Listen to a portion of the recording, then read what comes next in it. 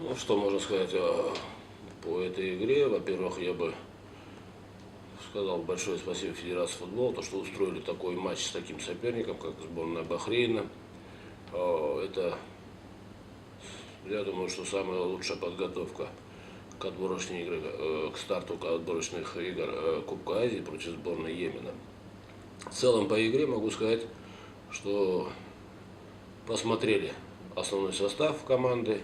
Вот, еще раз пригляделись, насколько ребята готовы.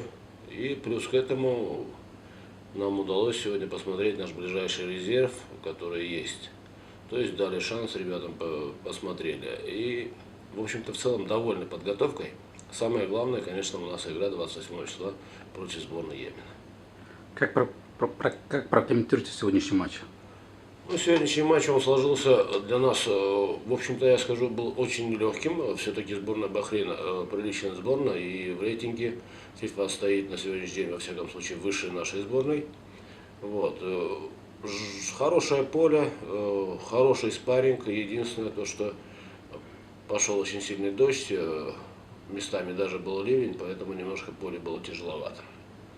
В целом результатом сегодняшней игры вы довольны? Результат, в принципе, я думаю, что он в целом по игре, если учитывать то, что мы делали по 6 замен, вот, и мы намеренно пошли на это, что раньше стали делать замены. Уже, если вы заметили, до 60-й минуты мы уже стали делать замены, так как было поле на самом деле тяжелым, я боялся, что ребята могут получить травму. В целом результатом доволен. Вот. То, что касается игры, еще раз посмотрел и, в общем-то, убедился, что у нас хорошее есть где какие минусы. Спасибо и удачи в следующем матче. Спасибо большое.